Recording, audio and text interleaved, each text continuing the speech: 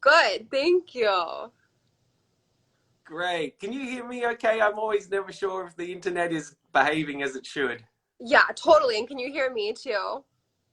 I've got you. You sound great. Thank you very much. Thanks for joining us today. I really appreciate it. Yeah, and thank you so much for having me. I'm stoked to be here. Well, how has your day gone today? Has there been studio time or have you been having a relaxing day? I wouldn't call it relaxing. I've just been working at home today. I have like an office in the back, that I can do like demo vocals and like scratch guitars. So just been doing that. Um, and then I went to the dentist, big crazy day. But yeah, how are you? I'm doing good. The day has just started here, so it's 9 a.m. So we've been going for a little bit, Oh wow. but it's yeah, the day is just starting, so it's all ahead of us. But Cool. that studio in your home sounds really interesting. Do you spend a lot of time there, or do you tend to actually work out of other studios? How do you balance that? No, that's a great question. So I work at home sometimes, occasionally when I'm like, I don't need to be recording drums or bass or anything that I really need to keep. Um, but usually I have a studio over in Silver Lake that's like about 1,000 square feet, with drums and piano, an upright bass, guitar amps, tons of pedals, keyboards, kind of like that. And that's where I go a lot of the week too, uh, to produce when I'm in Right. producing mode. Is that your dream space? It sounds pretty great. It has all the stuff to make a great album in it, but it like my dream space, maybe not my dream space, but someday soon. What would be if you could put together your dream space? What is like one thing that you would have in there which would just make it perfect for you? Oh wow. Maybe in my dream space, it'd be a really cool, interesting, like either an old Neve console or something like that. It doesn't have to be a huge thing, but then it would be like up with views, and it would be a lot of sunlight, a lot of like I could open the doors, be outside, inside. I hate when I'm trapped. I feel like I'm trapped in a dark box as a recording studio. Like I feel like somehow that became the norm, and that's not like how I like to work.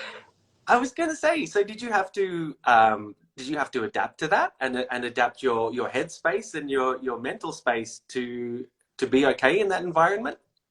Totally. Yeah. And I think like, when you go to a bigger studio like a Capitol or a United, it's so big. You just feel like you're in a different world.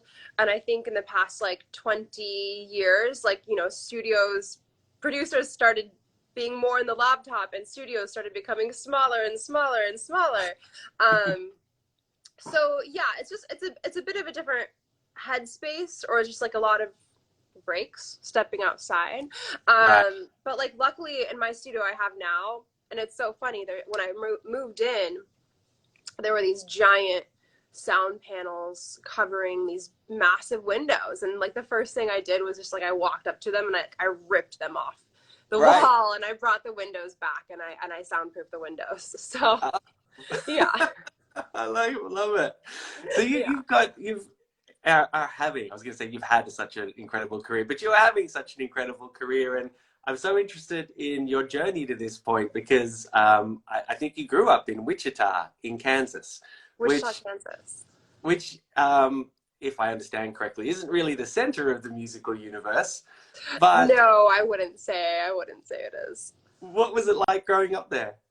Um, Wichita is a suburb. It's a Midwestern, it's a city. There's maybe 300, 400,000 people, but it's like to drive from one end of town to the other, it's truly 70 miles per hour, 35 minutes. Like, Right. it's big. Yeah. Um, it was really family based, very much of the same. I went to like a private school, the private school in the small town, and I was not the cool kid. I was the kid who was constantly made fun of, and laughed at, which was Oh fine. no. Builds character. Um, but it was interesting, and like, and the music that made it to Kansas and to my ears was a lot of emo, was a lot of pop punk, Blink 182. I always say this. I was so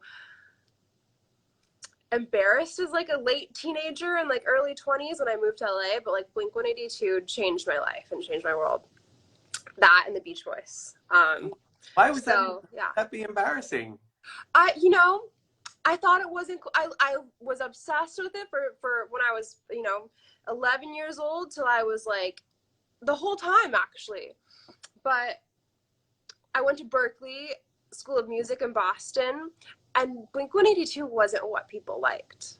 And if you liked that, it wasn't like educated. It wasn't high class. And I thought I had to be like smarter, or like I don't know. I got really self-conscious that power chords weren't good enough.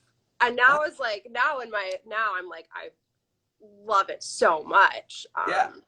But yeah, there was a few years when I came to LA and everyone was making dance music, and I was like, I didn't even tell anyone I played guitar, because I was like, power chords isn't guitar playing or whatever, even though I had like practiced with like so fast at the downstrokes. So yeah, it took like some time for me to really own up to what I loved. Okay, because learning guitar, I understand that you hated it when you started. Is that right? It was your mum kind of saying, pushing you into learning guitar, but you just didn't want to do it? Yeah, I had a guitar teacher who showed up. He was this like 80-year-old man who showed up at the front door of my house at the wrong address to give a guitar lesson to some kid named like Ben or something. And my mom's like, well, that person doesn't live here, but my daughter has a guitar in the closet. I bought her. Why don't you can teach her the lesson? And I was so mad. I was like, Mom, no. But she pushed me, and I started learning country, finger picking, stuff like that, until I discovered Blink-182, got my first electric. It was like a Tom DeLonge Squire Strat. Loved it. Still have it. It's sitting in my studio. I use it all the time. Nice. And then after that, when I was like, I need to go to college for music, I started really learning jazz. Like spent like 5-6 years doing that. So. Yeah. Wow. And then I fell in love with music, and then at like I think 12 I wrote my first song. I showed my mom, and I was like, look what I did, Mom. It was so cute. Do you remember it? I do remember. It was so emo. I was like, what was I doing with these lyrics at 12 years old? But yeah, I like pulled my mom to the dining room, and she sat down, and she was like, and she was like, we have to copyright this, Suzy. And I was like, I don't know what that means. There's a question in there in the comments asking if you listened to Angels and Airwaves during your Blink phase. Loved Angels and Airwaves, and I loved Boxcar Racer, Transplants, anything that any three of those dudes were involved in, I was all about. Yeah, nice. There are just two other things I want to talk to you about growing up, which seem quite pivotal to you, and one of them seems to be the Warped Tour that you went to. I think that in about 1993. Was it 99? No, 2000. No, oh my God. I would be sick if I was at Warped Tour in 1993. 2003, that was my first Warped Tour. Who was on it? Bowling for Soup. Yeah. Rancid was on it. I think Simple Plan was on it. But I remember I called into the radio, and I won the radio concert to have like a barbecue with Bowling for Soup, and then my mom took me. And then and I was crowd surfing. I thought it was the coolest thing in the world. I remember Poison the Well was there, and it was Warped Tour. I don't know if you've been. It's like 105 degrees on a black top parking lot. Yeah. And my mom was a realtor and constantly working, so she just picked a band and went into the merch tent, and just hung out with them. And she hung out with this band, Poison the Well, all day. And they were like, hey, your mom's pretty cool. And Poison the Well went on to become Sleigh Bells later. Right. Yeah. Isn't that crazy? Yeah. Small world. But yeah. They were. I mean, Sleigh Bells are great, but I did love Poison the Well. Is it right. come before you or something? Is that I forget the record, but there's one in particular which I just love. That's so sick. Yeah, it was super tight. So is that showing you that there is a world that you can actually pursue in music, just to see these artists come to Kansas? Does that open your eyes to the fact that, oh, this could be something here? I think so. It just like I felt like I really like belonged, outside of school where I didn't fit in, and my friends where I didn't fit in. I would try to make all my friends be in my band. I would try to like produce them.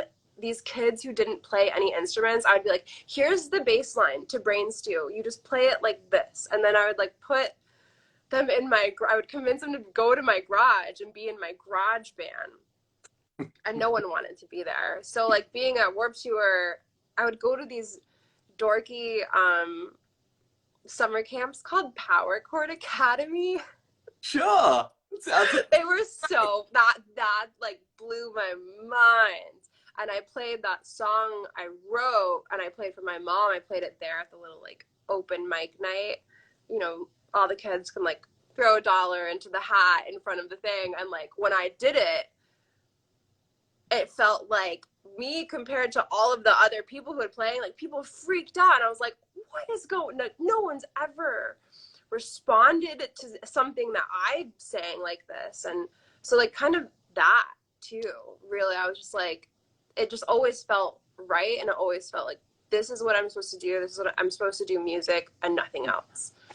And you started recording some of these songs as well, didn't you? Is that when you started dabbling with Logic, and that was, I guess, your first sort of foray into engineering and producing? Yeah, I had GarageBand and I had Logic. I had a Motu interface that was way over my head.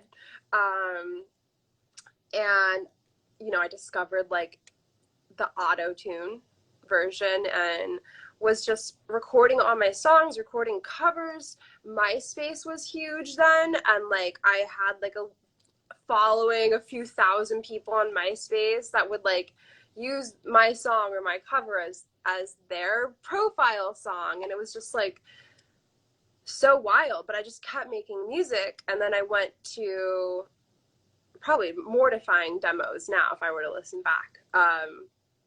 But I went to Berkeley, and there was this major there. It was called Music Production and Engineering, and I always had to take the hard way. So I could have gone for like vocal principal, because you have to pick an instrument. You have to audition on a primary instrument, and I was like, well, I'm going to do guitar because there's no girls doing guitar, and I know that I'll be deserving of it if I can get in for guitar, because I know I could get in for vocals. Then I got in, and then it's like, here's this major. It's the only major that you have to test into, you have to interview for, you have to audition for. There's 3 girls in the whole program. That equals to about like 3%. And I was like, well, I want that challenge. So that's really why I went for that too, honestly. That was the production aspect or the guitar aspect? That was a production aspect. That was like the music production engineering. Okay. And it was, yeah. So when you head to LA and you start interning at a studio, had what you learned at Berkeley set you up for that, or were you just like a fish out of water even with that education? I was absolutely a fish out of water. And at Berkeley, I thought I had been so prepared, but really you're not like ever in the heat of it, or like an actual scenario.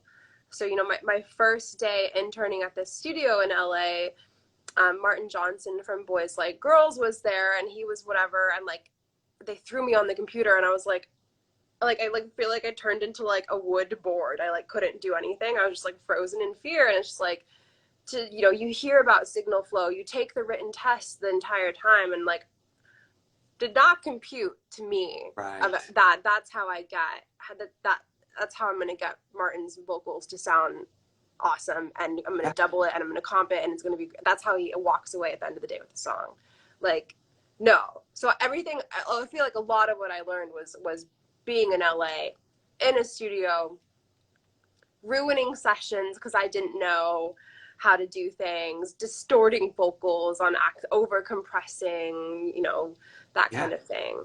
And then getting yelled at. And then I was like, I'll never mess that up again. Is right. So you'd make a mistake once, and that was it. One time. Yeah. Don't need to do it again. How Yeah. did you like how did you keep going through, because that must have been quite difficult to be subjected to some. I mean, obviously you're learning a lot, but on the other hand, it's really bashing your confidence, I imagine. Oh How my did you God, my confidence was so low. Exactly. And like, that's why, like, you know, I'm here in LA at the studio and like, I didn't even say I played guitar because my confidence was just so low. I didn't even really say that I sang because my confidence was so low. Um, I just didn't have, I was just like, you're here to learn and this is what you're doing. I was never like, it was never a thought in my mind to ever quit or to ever leave. Uh, or to do anything else. So that was just like, I was like, this is what I know. This is what I chose. So here we go. I yeah. think like one time, maybe like I was dating a guy and he broke up with me and like broke my heart and I called my mom and I was like, Mom, I want to move home. And she's like, no, you don't. And I was like, okay. And that was like 10 years ago. So Right. So when did you start to feel comfortable? When did you start to feel like you belonged and, yeah, I know what I'm doing here, and my confidence is back up again? Was there a particular release or a credit, or was there a moment where you thought, all right, I'm doing this? um yeah. When I signed my publishing deal, that was just such a, you know, it was a really small publishing deal at the time, like, and I was like, you know, they're not signing the big hit songwriter, but I was like, wow, someone believes in me enough to sign a legally binding agreement, like, and give me like an advance, like that was so cool to me. I just remember I have a picture of that day and I'm just like the biggest smile Nice. holding the contract. Um but yeah, and then like really like I would say also when I started work engineering and like working with Jake Sinclair, this producer, um he really, with my confidence and like, you know, I didn't think anyone was making music with bands. And then all of a sudden we're recording drums and we're recording guitars and we're recording bass and we're recording bands and we're like working with bands I love growing up Yeah. and listened to at that moment. And that, I mean, that was more of a gradual thing, but like that's where I feel like I started really becoming comfortable with what I love and who I was becoming. Right. And when you say they were bands that you loved growing up, are you talking like, is that Fall Out Boy, and is that when those Fall sorts of, Out Boy, Panic at the Disco, Weezer, yeah. all of it, yeah. Okay. A really key moment seems to have been when Jake injured himself and asked you to come in on the Weezer White Album sessions. You know What so many details. This is so fun. what was that like though, to step into that session? Um, so yeah, so we had met at his Halloween party. I came. I don't know why. My friend Evan invited us, or me, and I showed up. And Jake had me. I'm so sorry. They're taking out the trash, or picking up the Can't trash. hear it. Um, but he invited me to his studio like a week after the Halloween party, and he took me out on his motorcycle and he was like, yeah, I'm looking for someone to help out sometimes. And I was like, sick, this is so cool, like this motorcycle is so sick, we're in Echo Park, like this is like this, wow, this is so cool. And then like 6 months later the call was like, hey, my arm's broken from the motorcycle. Yeah. I can't run Pro Tools. And I walked in, and so I was like, yeah, I'm there. And I walked in, and I can't remember. There were two different days. It was the 5 Seconds of Summer and Weezer, and I'm not sure who was first. And but I do remember the Weezer one specifically because Rivers saw me in this studio because it's a one-room studio, And he was just like looked at me, and I don't know if it was him or Jake, but River was like, "Can you leave the room?" Because they were writing lyrics, and River's Sure. like, you can't just have this random person just like Right. sitting in on your most intimate moments. Um, but yeah, and it was so fun. And like I was like at the computer, Jake was like reaching, being like, "Oh no, you do," and I'd be like, "Shh," and I would do it like before he could, and he was like, "Whoa, I didn't know you could do it Nice. like that." Nice. Um, yeah, and he kind of has this like cool like tap in, tap out kind of thing. If like when you're at the computer, that if they're not doing it fast enough, if I'm not doing it fast enough, he's like tap in, and he does it, and then I'm like, okay, and then I like, go back. So it was a really awesome time. Yeah, and that thing about doing it at the computer before Jake asked you to, because I think I've read you talk about, as an engineer, you need to be 5 steps ahead.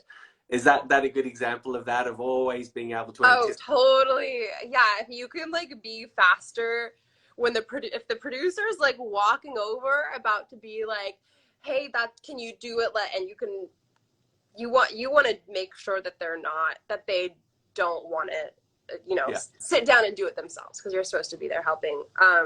So like yeah, all the hotkeys, all those shortcuts. yeah, Uh, Thinking about like if you hear the artist start playing something on the guitar and it's a writing session, in your head tapping out the tempo before, so you're not finding out, so you don't have to be like, "Hey, can you play that one more time?" right. Having the track set up so it's like, "Hey, maybe we should put this down," and you're like, boom, okay, here are the headphones that are turned up to the right volume and plugged Yeah, in. Like, do it as an engineer, like doing all of that. You're there to make the producer and the artist's life not have to worry about like the technical stuff. right. And that's just stuff that you've learned throughout doing it.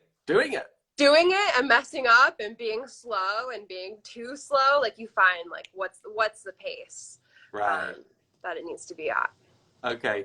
And from that first meeting with Rivers being asked to leave the room, you've gone on to build this incredible relationship with Weezer to the point where you're in the producer's chair for Van Weezer, Yeah. which one of my favorite Weezer albums. I love that record so much. Thank you so much. How did you in terms of the responsibility you felt and the pressure that came with that, did it feel like you'd moved up a next level? There were other things that you now had to deal with that you hadn't dealt with before? um yes, well, I don't know if it was anything that I felt like oddly ready in some kind of way.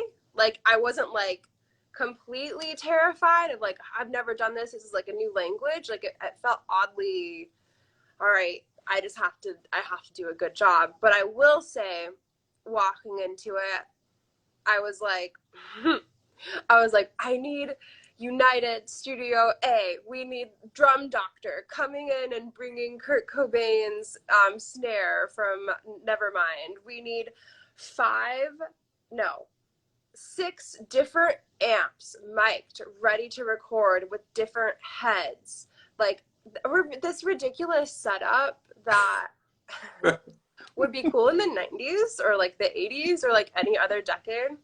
Like all of this. So I did that for like a week. And then the rest of the record ended up being over at 4th Street.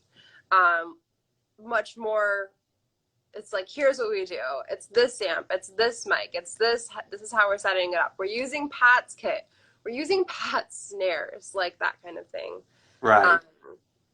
so yeah, I thought in my head, I was like, it needs to be so massive. I need to do the biggest, majorest, labelist like production. It needs to be the highest of the, and it's just like, yeah, you could totally do that, but like also you don't need to. Um, Right. Would you say that was one of the key things you learned from that experience? yeah, I mean, I learned so much through that experience, but that was a big one. I think my friend Ivan, who's Sean Everett's engineer, like he helped out with Van Weezer too. And I started doing it again. I was like, all right, Ivan, you're coming in next week. What gear do I need to rent? What guitars do we need? Blah, blah, blah. And Ivan was like, I think the beauty of making a record is using what you have. Right. even if it's not the best. And I was just like, you know. So that's what I always have lived by since. So yeah, Right. that was a huge takeaway. Okay, I have a very geeky question to ask about that record. Yeah. And I think I'd seen you say at one point that if you could, Slayer was a band that you would love to have worked with. And there's a moment on Van Weezer in One More Hit. I think it's kind of Yeah. in the bridge where it's very Slayer-esque. It's these sort of Kerry King or Jeff Hanneman guitar swoops and the Dave Lombardo drums. Was that what the intention of that part? Absolutely. And like that's my favorite part of the whole album. One more hit, and then that part where it's like the song, and then it just like goes into that is just like, for some reason, like my like little like endorphins are like bing bing bing. Like I just love it so much. That's my favorite part of the album. Nice. So, which of the disciplines that you just because you write, obviously, I know you've written with Ghost, which is another great band, Yeah. and you engineer and you produce. Is the goal still very much to be involved in the different elements, those different streams, or would you prefer in the future to start sort of zeroing in on one? That's a great question. I think engineering is how I got into the world. Um, Learning under someone was really helpful, and like using that skill set. I think I do less of that now, but like actual straight up engineering, because like when I think a producer has to be a lot of things these days. You have to be a writer, you have to play all the instruments, you have to be an engineer. This is like there's people who aren't some of these things. Like it's not like you have to do this every time, but like my goal is to be like really just like a very creative, a producer, a writer, make full projects, do full concepts, do really go in and like at the end of the day make great songs and have the right production for that. So that's where I'm heading. Right. Okay. It's really interesting in these streams when I talk to studio professionals such as yourself about I guess their headspace and mental health and finding the balance between work and life, which we touched on a little bit earlier.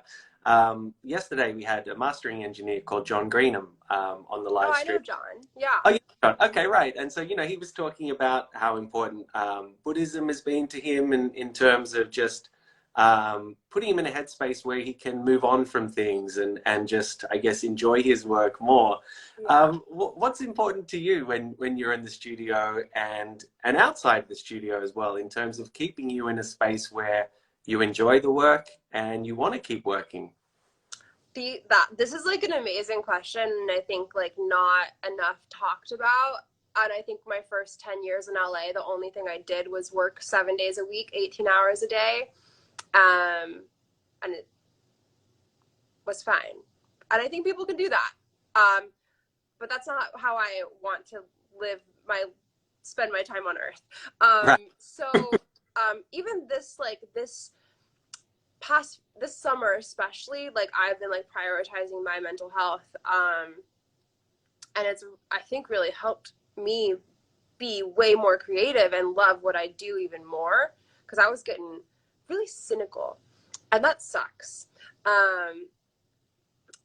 And earlier this year, I had picked up a lot of engineering gigs because they were one of a kind, really nuanced, really specific. And I was like, well, let me do these. And they were really long projects. And then like the whole half a year went by, and I was like, oh my God, I haven't done anything I love, Mm. which is creating, which is writing, which is producing. So this year I'm like, or the past summer, it's like I'm going to therapy, which I think everyone should be in. It's just nice to have someone to talk to. I like make it a priority to work out twice a week. Right. And then this is so silly, but I love it so much. I take horseback riding lessons. Right. Weird thing. No, no. As an adult. I started that a couple months ago, and it's like I love nature. I love going on trips. Like once a month, I'll just want to get in the car and drive 2 hours north, and wherever I end up in nature, like that's where I stay. Nice. I don't know why. I don't know why. I Earth is so cool. Yeah. And we get trapped in our little worlds and our little phones. Um, so I gotta get out fairly often. Yeah. But like even like horseback riding, as silly as it is, like it's just like these 2 hours every week where I can't think about my phone. I can't think about what I'm doing later in the day. I Yeah. can't think about anything other than getting this horse to do what I want and to Right. like ride. It's almost a meditation. Yeah. And I meditate too sometimes. I'm not as good as I do it like 3, 4 times a week, just for like 5, 10 minutes. And that's like been my mental health game, and like saying no Mm. to some things, because my calendar, and I'm sure like your calendar and like everyone watching, you could be working and in sessions 7 days a week if you wanted. You could if you don't say what you want to do with your time and you're actively like protecting it, everyone is going to tell you what to do with your time, and they will Right. take your time. Yeah. So I've been more realizing that, and yeah, that's been like I've like my mental health this past summer has been like such a priority, and I think like we as like a generation and like people in the music industry, like I wish would, and I think we are being more aware that if we just sit in front of that computer every day by ourselves for 12 hours a day, Mm. ain't nothing that good gonna come out, you know? Right. Ah, I think that's so important, everything you just said there. And I think it seems to be a revelation that a lot of studio professionals come to eventually because they start off in that grind that you just mentioned. I'm just gonna work, work, work, work, work, work, work. That's what I need to do to get ahead. Yeah. And then they come to that realization, as you just have had, setting out those things like horseback riding. Yeah, that's an amazing way to get out of the studio. And I Yeah. think that's awesome. Totally. And like also by the way, that being said, I go into like these work holes. Like earlier this year I like disappeared for 6 weeks and didn't text anyone back and didn't go do anything other than work, and like that was chill, and sometimes that happens. And Right. like if you're in like flow state, creative state, if you're making a fucking album and you're a part of something creating that you love and is special and like you truly believe is going to change the world, like what an amazing place to be. Totally. Go there, like, Yeah. disappear into the work zone. But yeah, I think, and I think there's a balance, a even line, and as creatives, like we dip into those highs and lows and works and absolutely nothing going on and everything in between. Yeah, nice one. Hey, Suzy, thank you so much for your time. I really appreciate it. It was so great to talk to you, and you've got so many amazing credits, which I could ask you about, but maybe we'll save that for a part two down the track Of sometime. course, I'd be so down. Thank you so much for having me. I hope I didn't ramble too much. Not at um all. Not at all. It well, was wonderful. Thank you, Suzy. I sweet. appreciate your time so much. Thank you. Okay, have a great day. You too. All right, Bye-bye. bye. See ya. Take care. You too.